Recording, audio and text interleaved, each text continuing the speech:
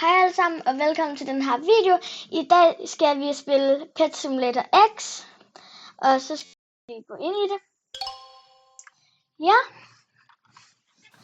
So far so good. Nå, skal vi lige gå ind i en af verdenerne? Ja, det skal vi da. I dags mål er, at vi skal få forskellige, at vi måske kan få forskellige sådan bedre verdener. Det skal være i dags mål. Ja. Og jeg ved godt, det er lidt lang tid siden, vi sidst lagde en video. Hvis det er, så det er enten 7 eller 6 måneder siden. Det, ja. Så det er bare fordi, ja. Men i dag er der en ny video klar. Der er en gift. Den vil jeg gerne have. Det er bare lige nogle monies på lidt dås. Og så skal vi lige ind i Doodle World. Altså, som sagt, det er mit yndlingsspil, så jeg har spillet det lidt før. Lidt snakker jeg meget før. Jeg gad ikke helt til at starte helt forfra for at lave en video, men altså, er det ikke lige meget? Jo, det er lige meget. Og så skal jeg lige hurtigt sørge for, at jeg kommer derhen til, jeg er nødt til. Eller kan jeg bare lige få nogle, eller kan jeg bare lige lave nogle her. Eller bare nogle her. Sådan der, sådan der, sådan der. Og senere, så skal vi måske ind i diamond-minen. Og skriv ned i kommentarfeltet, hvis der er et spil, som I gerne vil have mig til at spille, men som der ikke er gyser. Fordi der er en, der har skrevet Doors. Det er lidt gyser. Og jeg kan ikke lide gyser ting. Så ja. Og der er også nogen, som der har skrevet Restroom Press. Og jeg tror, jeg har en anelse om, hvem der er. Jeg siger ikke navne, men jeg er heller ikke så god til at læse. Hvem er det? Der er en her. Hallo? Hvordan ser hun ud? Fordi måske vil hun trade. Så, hun har skrevet et eller andet. Nå, skal jeg lige hurtigt nakke noget imens. Okay. Vil hvad? Så skal jeg bare lige hurtigt se, om hun vil trade. Der. Please. Sådan der. Ja, det vil han gerne. Har mange gode pets. Den her. Og den her. Nå, hvad har du at give mig? Nå, så hun gad bare slet ikke at have noget af mit. Er det fordi jeg er for OP eller hvad? Sikkert. Det er fordi at hun ikke har noget at bytte med, fordi hun er dårlig. Nej, det er hun ikke. Hun er god. Ja. Nej, ej, hvorfor? Hvad, pets, kom her. Vi går bare lige hurtigt ned i her, hvor det er lidt nemmere at få det, hvor det ikke skal tage så lang tid, for jeg kan ikke lide, at I skal vente. Og ja. Håber, at I godt kan lide, når jeg laver videoer, og ja. Og som sagt, jeg ved ikke, hvornår videoen skal stoppe. Det er min far, der gør det, fordi min far, han er min timer. Vent lige, kom min kat lige ind? Okay, nej, det var ikke min kat. Godt. For min kat kan miaue af, jeg ved ikke hvad. Og hvis I undrer jer over, hvad min kat hedder, så vil jeg nok ikke gøre. Men jeg siger det, han hedder Katgar. Og han er stadig killing. Jeg skal snakke om kat. Nå, væk for det. Det skal jeg ikke snakke om længere. Skriv ned i kommentarfeltet, hvad er jeres yndlingsdyr, og hvis I har et yndlingsdyr. Okay, jeg skal lige, skriv ned i kommentarfeltet, hvis I kan det. Og så vil jeg også gerne have, at I skriver en video i det, som jeg allerede har sagt, eller I må. I skal ikke. Ja, men det kunne være fedt. Så, oh my god, kan du tage så lang tid? Okay, jeg har stadig ikke nok. Det er fordi, det er lidt sjov verden, men det tager lidt tid. Så jeg skal lige hak. Okay. Ja. Og som sagt, det er mit yndlingsspil, og man skal ikke være helt man skal ikke rebirth til at lave en video. Det er kun en myte, tror jeg. Oh my god. Kom nu. What a disappointment. Og som I nok ved, dem der glinter, det er dem der har ekstra. Så den tager jeg. Den glinter. Den glinter. Så går jeg lige over og fanger den. Den glinter. Oh my god, hvad der gav den anden pets? Er de for trætte eller hvad? Hvad?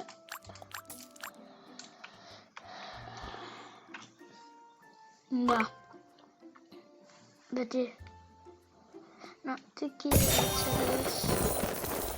Okay, har jeg nogle potions? Jo, det har jeg så desværre ikke. Nok fordi jeg drak dem i går. Et rainbow egg. Hvis jeg køber det, så har jeg ikke flere Robux. Eller som sagt, Robux.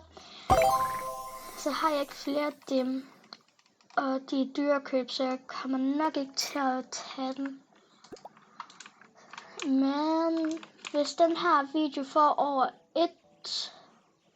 over 5 millioner visninger, så tror jeg godt lige det kan gå. Så skal jeg nok købe det i en video. Og det skal få 5 millioner visninger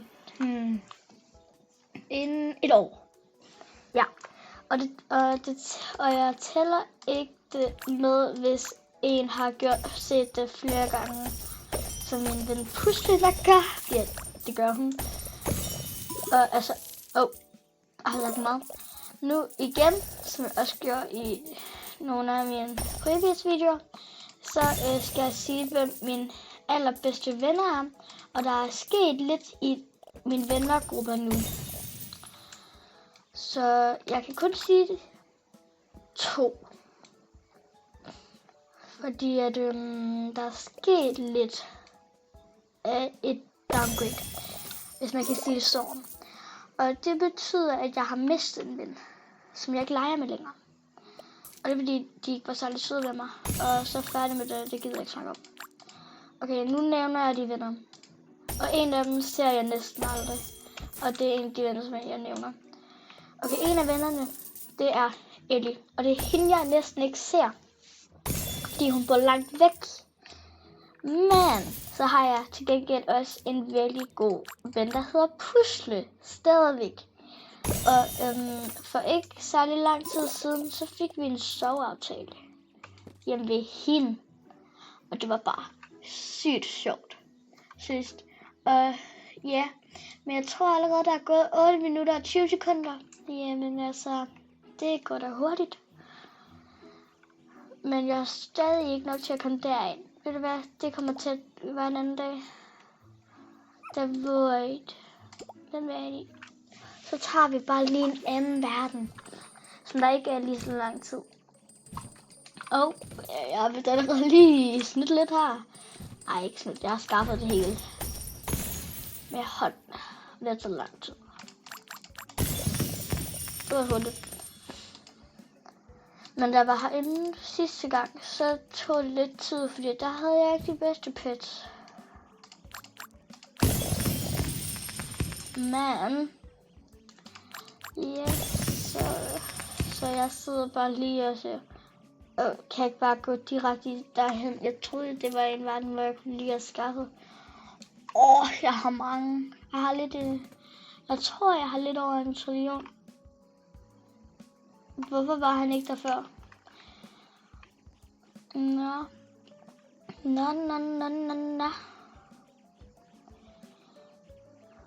Og så lige nu så skal jeg det var da hurtigt. Jeg kan huske, det tog lang tid for mig at flække sådan en. Og den kommer alligevel lige igen. Jeg havde ikke set, der var nogen. Jeg er bare sådan en lille en her.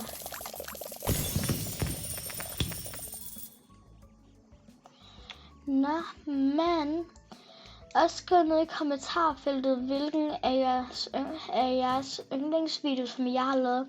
Er det, nej, mit hus, nej, mit kat er derinde, nej, hvor er den brandting, hvor er den brandslukker. Eller er det den der, hvor the tiles is falling, og udsat på dansk. Ja, det... Okay, jeg køber bare lige den her, så skipper vi bare lige over det, som jeg lige har sagt. Yes, sir. Der er lidt lås her. Hvad er det? What is this? What is this? Den er stadig låst. Der skal have en nøgle eller noget. En eller anden dum nøgle. Makes no sense.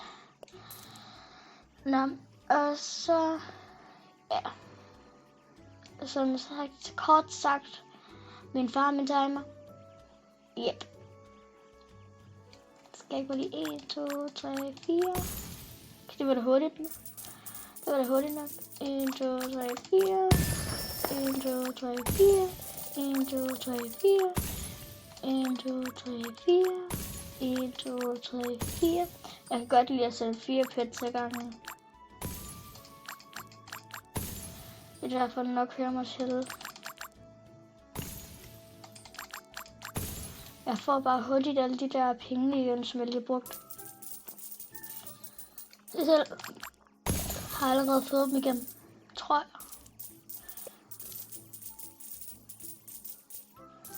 Og skriv ned i kommentarfeltet, hvor mange gange jeg siger kommentarfelt. Jeg vil have sagt, hvor mange gange jeg vil have været død, hvis det var en obby, men ikke sådan død, men sådan, hvis det var en obby. Men det er jo ikke en obby det her, så ja. Hvorfor laver det sådan en mærkelig lyd? Ej, er det i våd igen? Der var dejligt varmt. Spawn world. Ja, vi kan bare lige spawn world, fordi der er en lidt sjovere verden. Ja. Du kan ikke sige til mig, at det ikke er rigtigt. Nå. Og jeg sagde jo for ikke så lang tid siden, at senere vil vi jo komme ind i en diamantmine. Og hvad det? Men hvad vi venter lige med diamantminen. Og det er den legeplads til min pet, det gider jeg ikke have. Der er pet. Nej, ikke et pet. Okay, det her det er et mærkeligt spørgsmål, men kan I bedre lide ordet ballerina cappuccino? Eller kan I bedre lide altså et eller andet. Jeg kan ikke sige det helt færdigt. Har jeg 100 pets? Jeg vil lige se et.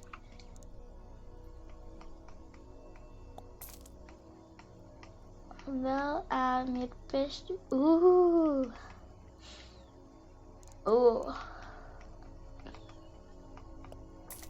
Men hvis nogen ser mig i et spil, eller hashtag pet simulator, eller ikke hashtag, men teknisk set pet simulator, så skal I bare trykke på mig, fordi så kan jeg måske give jer et godt pet. Men her er det til det gode sager. Kan I godt se noget nyt her ved mig? Først, jeg har ikke en kanin længere, for det andet jeg er blevet mere Stitch.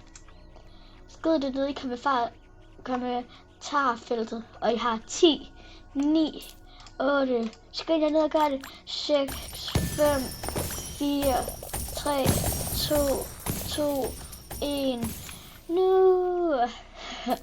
Okay, nu siger jeg et. Jeg har fået Robux til at lave et nyt skin. Så, yep.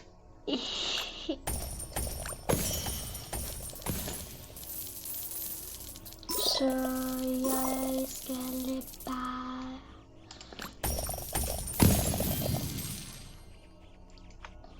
Så jeg håber jeg bare, min ven Pule kommer. Og jeg kan... Jo, det kan jeg faktisk godt. Men jeg har glemt, hvad jeg skulle sige. Nå, diamantminen er kedeligt. Det er bare... Man kan bare få nogle diamanter. Det er kedeligt at gøre. Så yep, så vi skal huske os at... 1 million diamanter. Jeg kommer langt frem, men det er ikke dyrt. Det er mega dyrt, det gør jeg ikke. Men så kan jeg godt komme her. Ved du hvad? 3. Så har jeg en billion længere. Ved du hvad? Skal vi ikke lige gå lidt mere ind i diamantminen? Og farme nogle diamanter bare lidt. Det var dyrt. Eller hvorfor går vi ikke bare ind i den anden? Jeg vil lige se, hvad jeg lige har unlocket. Hvorfor kører... Oh my god, jeg forstår ikke engang mig selv. Nå, så er det gået 16 minutter nu. Og 5 sekunder. Det er værd. Det er det værd. Kan der komme læses? Der skal læses på, hvis de kan finde ud af det. Hvad er det for en tid? Det ser nogle rumilagtigt.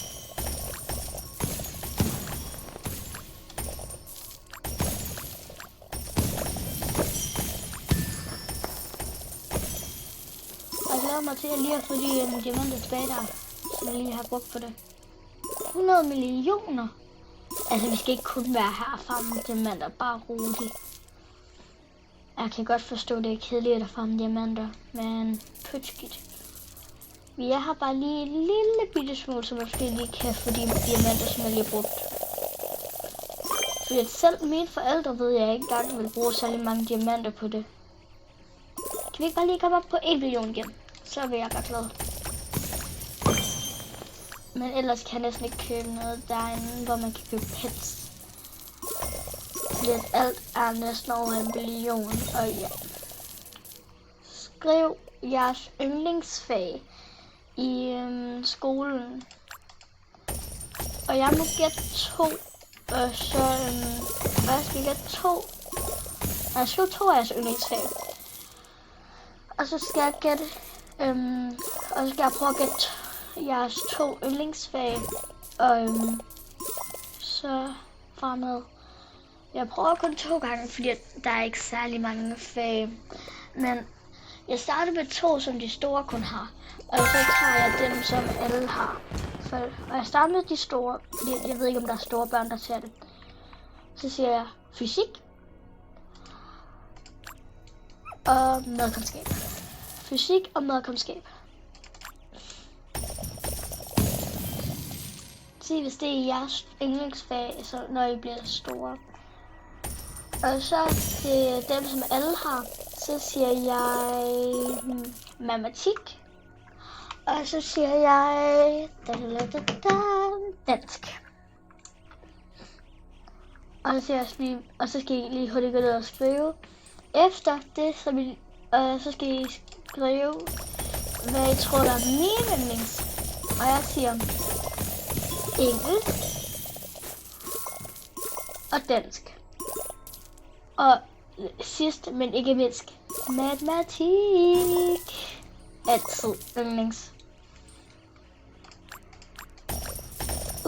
Der er en kiste her, den har jeg ikke set. Kiste, hvad snakker jeg om? Gave.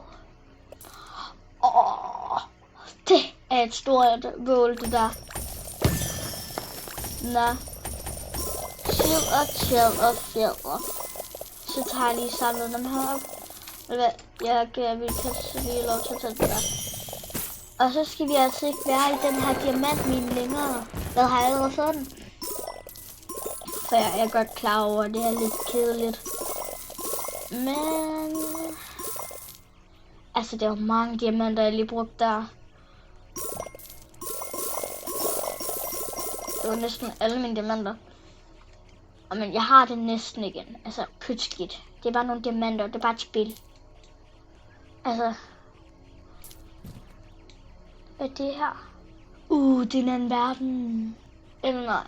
Eller hvad? Jo, eller nej. Eller jo, eller nej. Nej.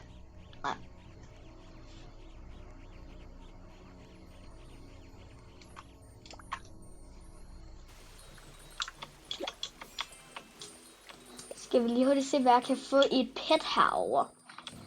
Jeg gider ikke til at climb all of those stairs. Ved du hvad? Skal jeg ikke se det her pet, jeg får i den der? Det er nogle af de... Det koster en del, men som du kan se, har mange. Så skal jeg vælge et randomt person, og så giver jeg det til dem. Også hvis det er den sjældneste. Det er farligt det her. Okay. Eller jeg tager de 2 til den person. En til den person. Den får bare lige den ene der. Fordi det der vil gerne sådan her. Undskyld, jeg er skuffet nok. Jeg ved ikke selv, hvem jeg har valgt. Nå, så venter jeg lige. Vente. Han tager den.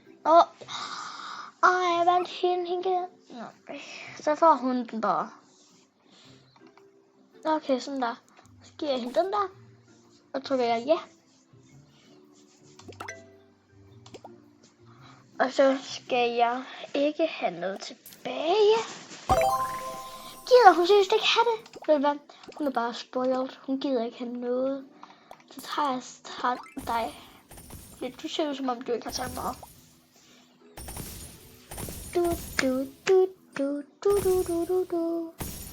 Nå.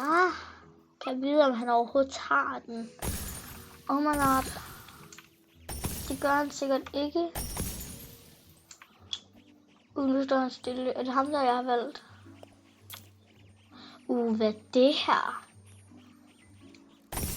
Ej, koster noget, nej. Hell nah. Jeg tror ikke, at jeg har penge til det. Skal jeg prøve? Ja. Yeah. Nej. Vent hvad? Det koster jo ingenting. Min diamanter.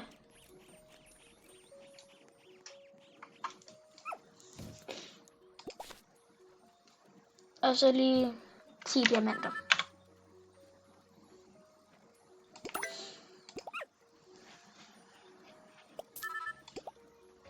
He don't in.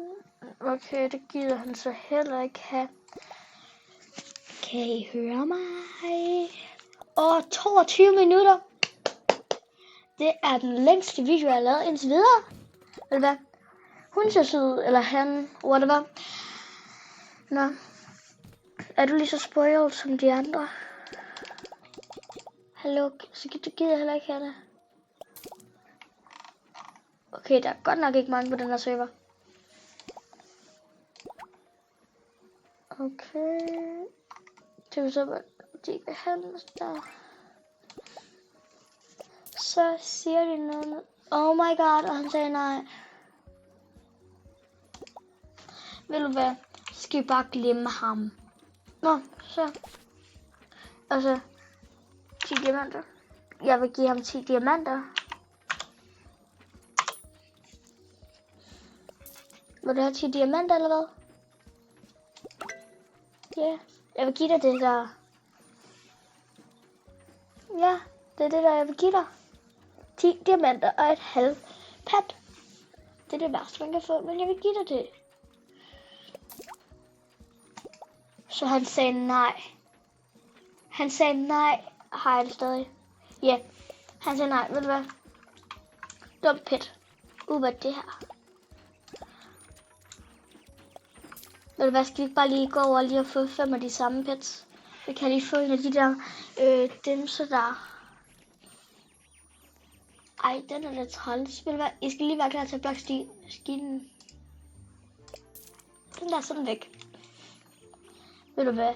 Skal vi... 300 for det. Hvorfor ser han noob ud? Ej, han har kun en kanin.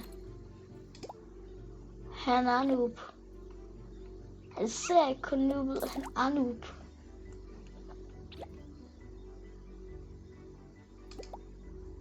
Nå, så han har sat det fra. Ved du hvad? Hvad kan der ske? Vi skal bare lige have nogle pets herfra. Hvilken for eksempel dun. Dyr. Ja, jeg ved godt, at alle sagde det. Den dyr. Ja, det skal jeg da gøre så. Ja, en blobfisk. Okay. Jamen, så vil jeg gerne have en blobfisk mere.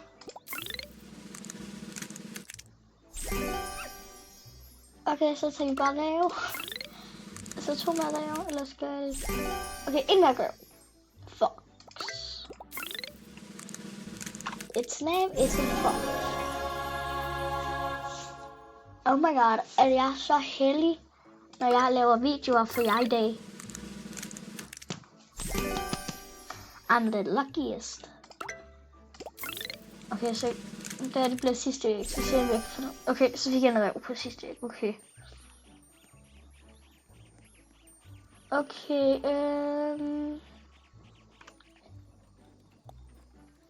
de gør det næsten det samme, så jeg taber den her. Den her virker ikke. Den er i stykker.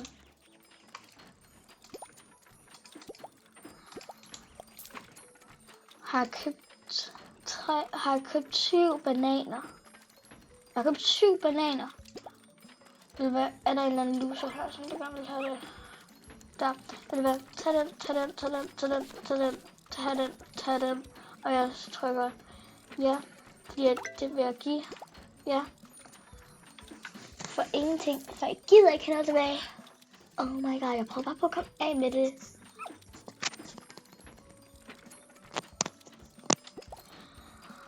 Undskyld, hvis det måske siger nogle mærkelige lyde. Det må jeg også virkelig undskylde.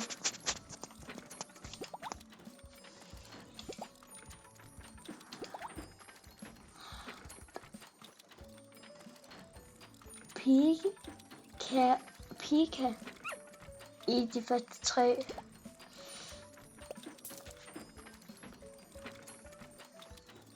Okay, der er en, jeg ved, der har taget imod noget af mit. Hvad skal du gøre med det? Altså.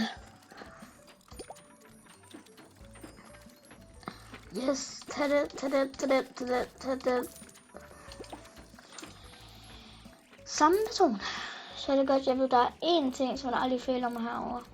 Med det.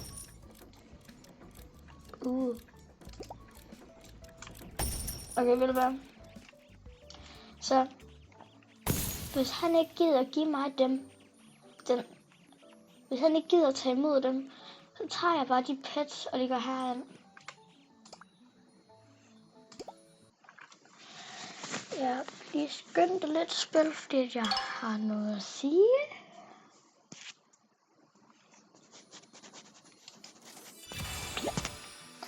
Nå, så skal jeg lige hurtigt se. Jeg skal lige finde en båd, der er fri. Den her båd er fri. Perfekt. Hvad? Nej. Så annoying. Det er min båd. Så gør jeg lige plus. Så vil jeg sætte dig. Nej, ved du hvad? Jeg starter med dem her. De må gerne få samme pris. Jeg skaber mig lidt her, men jeg vil bare gerne have nogen. 1 million. Nej. Nå, jeg skal sætte pris. Så lad os sætte de på min båd. Det er godt nok mange. Altså dig. Pris. Hvad? Bare på at være til 9 millioner. Ej, det skal jeg ikke være med.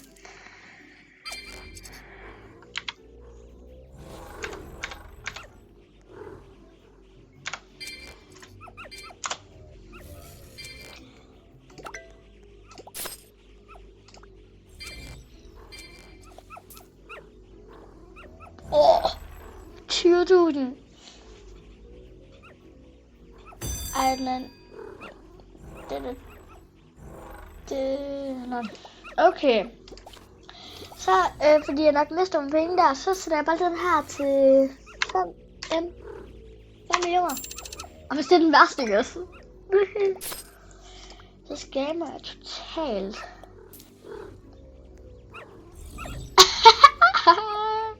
Den er lige så god som den der. Vil det være remove? Jeg vil have en ny pris på den der. Blop. Her. Blop. Kom nu, Blop. Du skal have en pris. Delen. Pris. 4 M.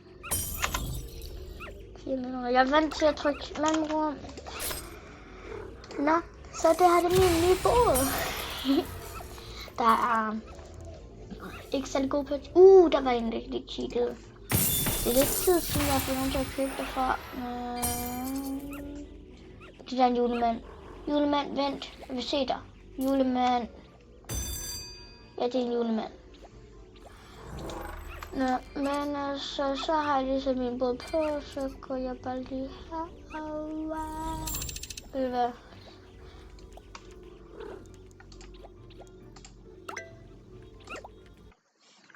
Ny verden. Som sagt. Og så, ja. Altså, pyt skidt.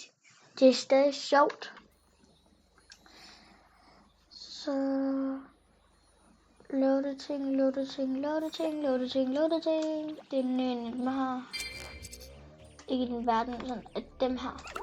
For at se om der er billigere priser. Og jeg synes, er det der en skab eller ej? Fordi jeg har i hvert fald sat noget til et skab. Det er den største game. Nå, jeg vil bare sige tak for i dag, og tak fordi I har set hertil. Hej hej!